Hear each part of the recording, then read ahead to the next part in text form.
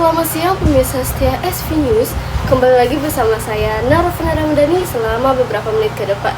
Kami akan menghadirkan informasi terkini dan terpercaya hanya untuk Anda.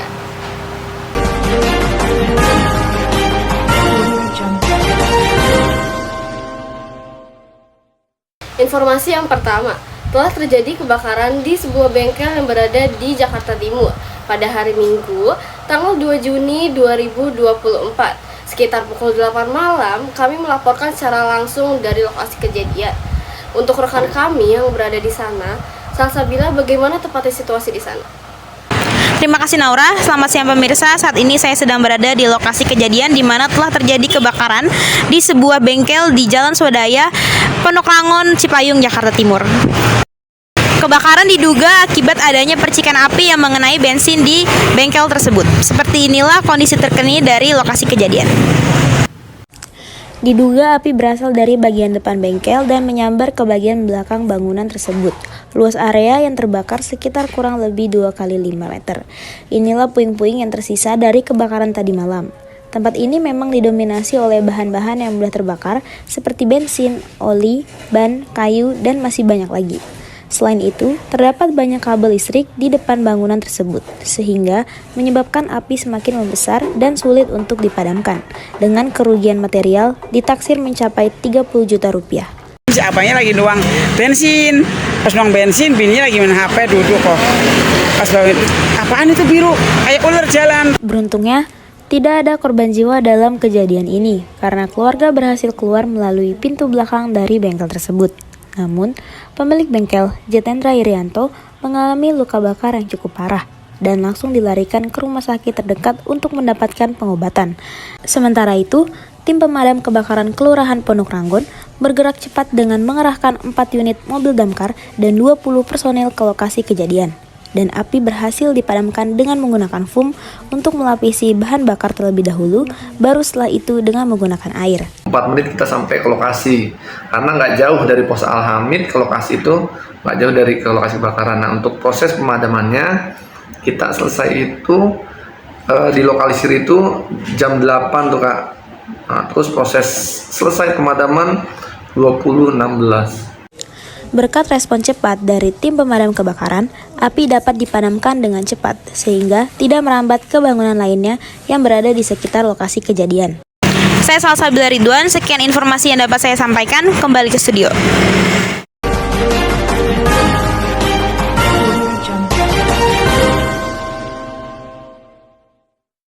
Terima kasih Salsabila atas laporannya. Baik pemirsa, kita akan beralih ke informasi selanjutnya. Telah terjadi kebakaran di sebuah lapak kios Jakarta Timur pada hari Selasa, tanggal 4 Juni 2024. Sekitar pukul 4 pagi tadi, kami melaporkan secara langsung dari lokasi kejadian. Untuk rekan kami, Salsabila, bagaimana tepatnya situasi di sana? Terima kasih Naura, selamat siang pemirsa. Saat ini saya sedang berada di lokasi kejadian kebakaran, di mana telah terjadi kebakaran di Jalan Lapangan Tembak Arundina Cibubur, Kota Jakarta Timur. Kebakaran terjadi diduga karena adanya korsleting listrik dari salah satu kios tersebut. Seperti inilah kondisi saat ini. Seperti inilah kondisi terkini dari tempat kejadian. Diduga api berasal dari kios pisang goreng dan merembet ke kios UMKM lainnya. Luas area yang terbakar sekitar kurang lebih 32 meter. Inilah puing-puing yang tersisa dari kebakaran tadi pagi. Sebanyak 6 kios terbakar habis, 4 diantaranya sudah terisi dan 2 lagi masih kosong. Selain itu, 2 unit mobil pickup milik Surya Mandiri dan sarana elektronik juga ikut hangus terbakar karena berada di belakang kios tersebut. Dengan kerugian material ditaksir mencapai 216 juta rupiah. Ada kejadian nih Bu, di mana? Lokasi JT46. Kenapa? Kebakaran, kok bisa? Saya bilang gitu kan. Iya nih, dari mana? Dari listrik kan, karena kondisi kan pada kosong, nggak ada yang jualan ya. Kecuali konter satu itu 24 jam. Beruntungnya, tidak ada korban jiwa dalam kejadian ini, karena pada saat kejadian, hanya ada satu toko yang masih buka. Setelah kejadian tersebut, banyak sekali yang memperbaiki aliran listrik di lokasi kejadian seperti PLN, pihak Telkom, dan masih banyak lagi. Sementara itu, tim pemadam kebakaran Kelurahan Cibubur mengerahkan 11 unit mobil damkar dan 44 personil ke lokasi kejadian. Namun, pelaporan warga yang kurang responsif menyebabkan pemadam kebakaran cukup terlambat datang ke lokasi, sehingga menyebabkan api yang semakin membesar dan sudah merambat ke kios lainnya. Waktu yang dibutuhkan untuk memadamkan api di lokasi tersebut kurang lebih 1 jam. Dan pada pelaksanaan kebakaran itu tadi sekitar pukul 4.45 pagi ya, dan selesai pemadaman itu sekitar pukul jam 5.41. Kebakaran ini lebih tepatnya terjadi di Jalan Lapangan Tembak, RT 02 RW 11, Kelurahan Cibubur, Kecamatan Ciracas, di sebuah kios UMKM yang merupakan milik dari Bapak Murjianto. Di depan kios tersebut sudah banyak sekali kabel-kabel listrik yang perlu segera diperbaiki agar lebih aman. Saya Salsa Ridwan, sekian informasi yang dapat saya sampaikan. Kembali ke studio.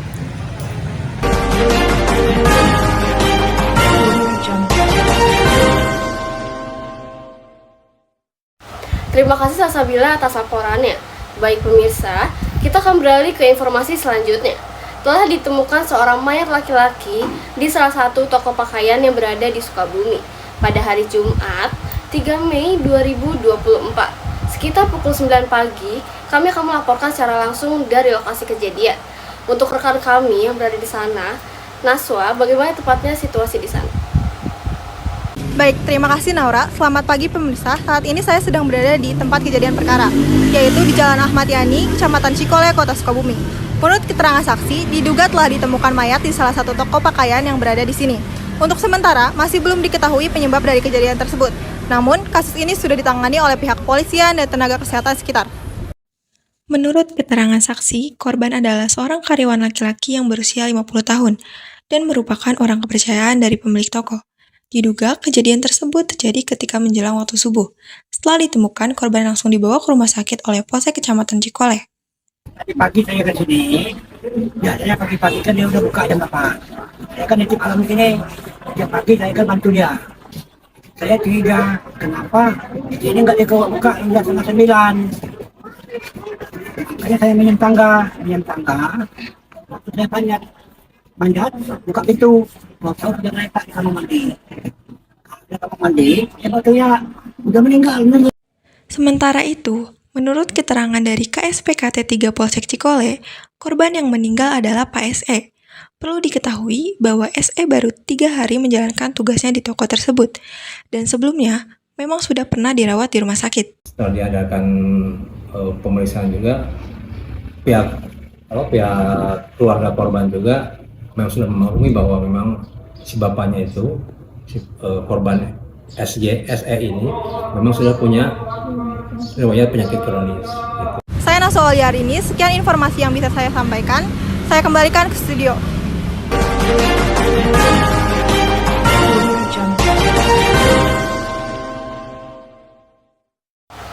Terima kasih Naswa atas laporannya. Baik pemirsa, kita akan beralih sebentar. Pernahkah Anda merasa jenuh dengan rutinitas hari-hari, ingin merasakan sensasi berlibur yang menyenangkan? Akhir pekan ini, kami akan mengajak Anda untuk menikmati beberapa destinasi wisata di Jawa Barat dan bisa menjadi pilihan Anda untuk berkunjung di akhir pekan.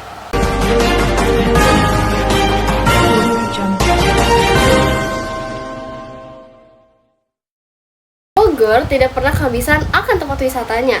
Kami akan mengajak Anda ke salah satu tempat wisata yang berada di puncak Bogor, yaitu Hutan Menyala Riverside.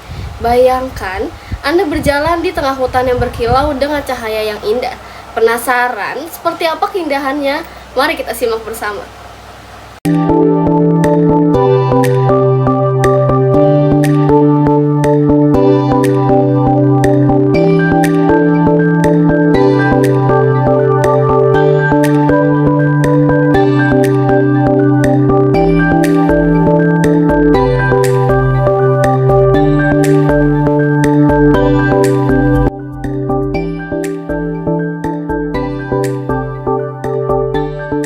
Ketika kita mendatangi sebuah destinasi wisata, hal yang wajib dilakukan adalah berfoto. Nah, selain banyak sekali tempat wisata ataupun spot foto instagramable, kita juga bisa menikmati keindahan hutan yang sangat memukau, serta memberikan kesan yang amat sangat indah.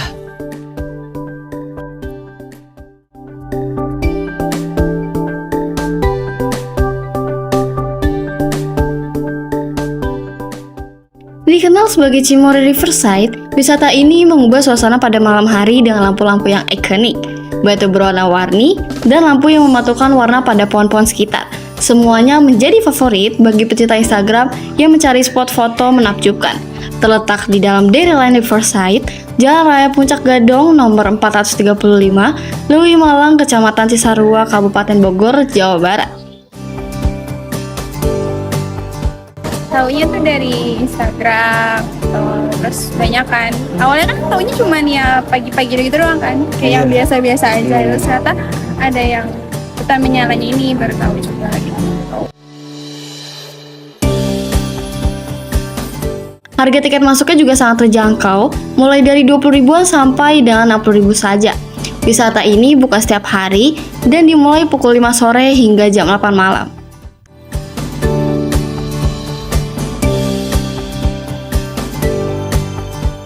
Di keindahan hutan menyala Riverside, kita juga bisa menggunakan fasilitas face painting yang ada pada hutan menyala Riverside.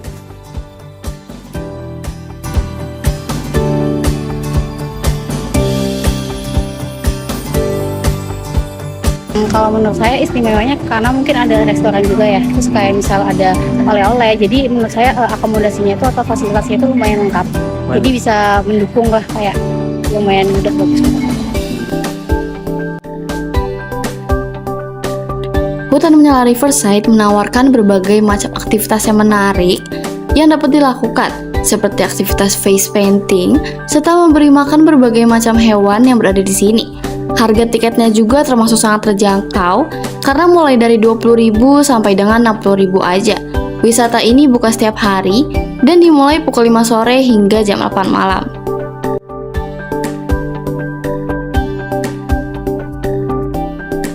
Dengan daya tarik yang unik, serta harga tiket yang sangat terjangkau, Hutan Menyala di Dairyland Riverside Puncak ini adalah salah satu tempat destinasi yang sempurna untuk menghabiskan malam yang indah saat berkunjung ke Puncak Bogor.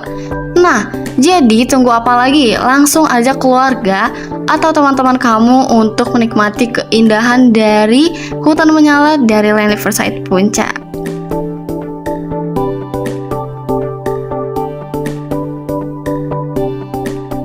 Sangat indah dan sangat berkesan. Sekian petualangan kita pada malam kali ini. Saya Muhammad Rafi Safrial, pamit undur diri.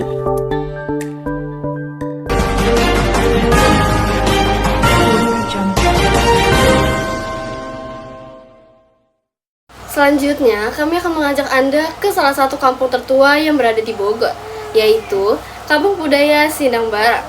Di sini, Anda bisa menyaksikan budaya Sunda yang masih dilestarikan. Penasaran seperti apa? Mari kita simak bersama.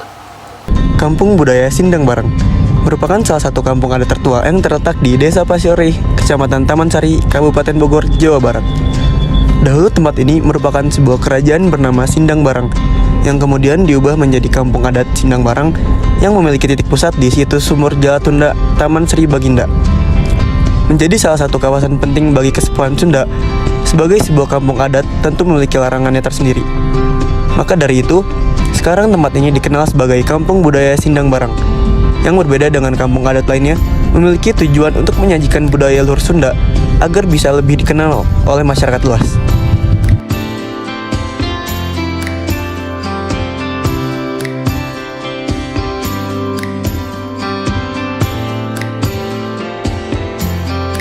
Ya, jadi saat ini saya sedang berada di salah satu rumah adat yang berada di kawasan Rumah Adat Sindang Barang.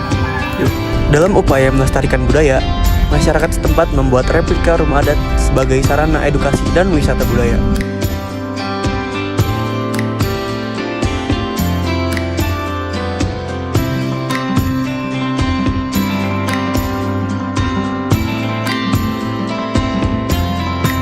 Didirikan 2006 Bapak Gubernur pada Setiawan. Sejarahnya mungkin itu ya, berdirinya Kampung Sindang Barang.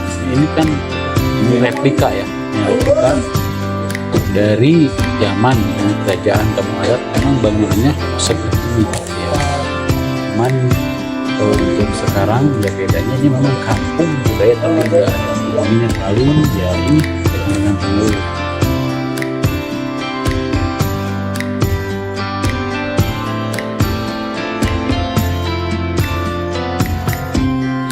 Kampung Budaya Sindang Barang memiliki tradisi yang masih tetap dilaksanakan sampai hari ini, yaitu acara Serahan Tahun Geluh Bumi yang merupakan acara adat pasca panen.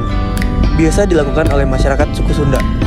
Biasanya dilakukan setiap bulan Muharram, namun tanggalnya tidak bisa dipastikan atau tidak bisa diprediksi. Upacara adat ini digelar sebagai rasa syukur masyarakat Sunda, khususnya para petani, atas segala hasil pertanian yang didapat.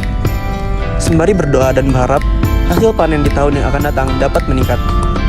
Nah, budaya yang paling menonjol di sini adalah setiap Sabtu Minggu.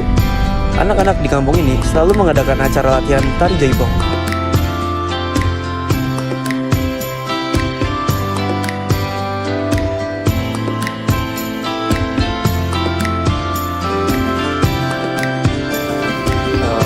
Kenapa memilih tempat ini?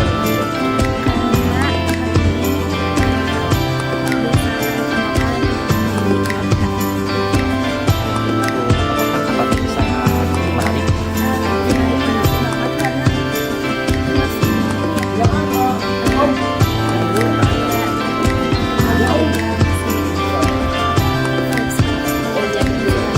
Kampung Budaya Sindang Barang bukan hanya tempat wisata biasa. Di sini, Anda dapat belajar banyak tentang sejarah, budaya, dan tradisi masyarakat Sunda. Berbagai pelatihan tentang budaya Sunda juga sering diadakan. Menjadikan sebuah tempat edukasi budaya, jam operasional tempat ini dimulai pukul 8 pagi sampai dengan jam 4 sore. Tiket masuknya mulai dari 25.000. Berbagai fasilitas seperti toilet, musola, dan tempat makan sudah tersedia di tempat ini. Mari kita sama-sama melestarikan dan menjaga budaya yang ada di Indonesia ini dengan mengunjungi salah satu tempat destinasi, yaitu Kampung Budaya Sindang Barang. Saya Muhammad Abdul Hafil, pamit undur diri.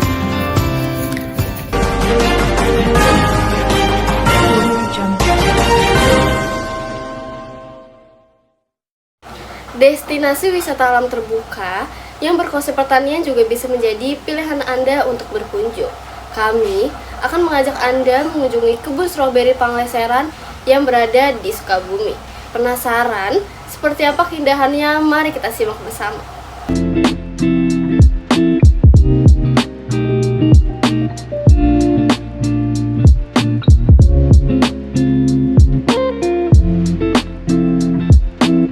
Ya pemirsa, kali ini saya akan mengajak Anda melihat-lihat hamparan kebun stroberi yang berbuah merah menyala. Tempat yang dapat memanjakan mata bagi siapapun yang berkunjung ke sini. Tempat yang sedang saya kunjungi saat ini adalah kebun stroberi Pangleseran, terletak di Gunung Guru, Kabupaten Sukabumi.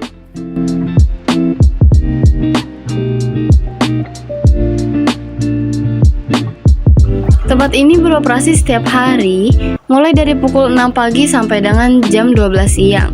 Berawal dari hobi pemiliknya, kini berlanjut menjadi sebuah peluang usaha.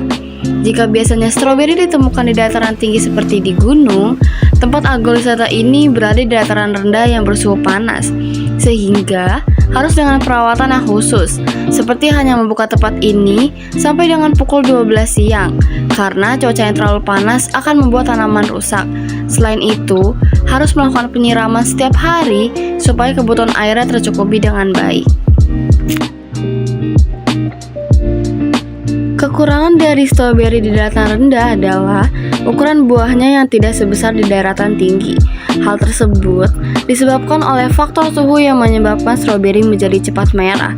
Namun, dari rasa stroberi di tempat ini cenderung lebih manis. Agrowisata ini memberikan pengalaman secara langsung untuk memetik stroberi dari kebunnya, serta dikelilingi oleh panorama alam yang indah.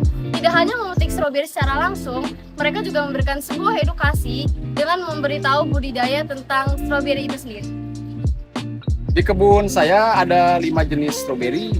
Yang pertama jenis California, jenis mencir, jenis Saga Honoka, Sachinoka dari Jepang, dan Jumbo Bali. Jadi ada 5 varietas stroberi di sini. Jadi kalau ada kunjungan konsumen ke sini bisa merasakan beberapa varietas stroberi dari mulai rasanya, tekstur. Bisa coba.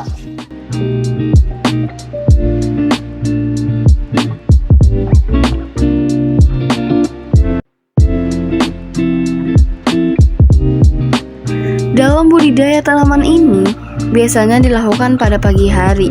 Ketika sedang berbuah, karyawan melakukan pruning daun-daun tua dan menyisakan beberapa tangkai saja, sehingga nutrisi stroberi tersalurkan ke buahnya secara langsung. Kebun stroberi Panglesseran ini juga sudah memiliki beberapa sertifikat yang diberikan dari hasil pelatihan kewirausahaan.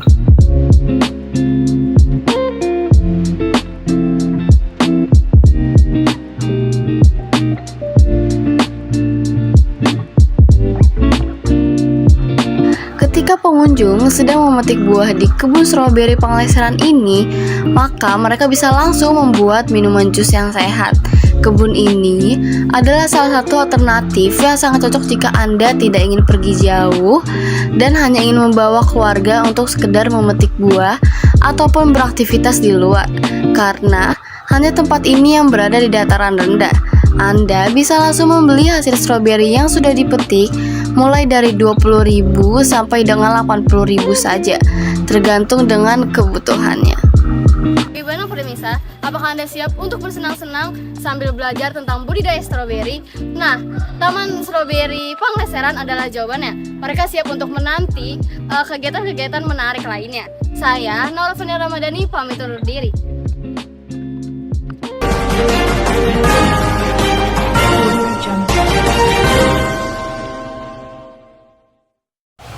Baik pemirsa, beberapa destinasi wisata tadi bisa menjadi pilihan Anda untuk berkunjung di akhir pekan. Informasi tadi mengakhiri perjumpaan kita pada siang hari ini. Saya, Naura Fenia Ramadhani, mewakili seluruh tim yang bertugas pamit undur diri. Tetap saksikan Suara Vokasi di jam yang sama, hanya di Vokasi TV.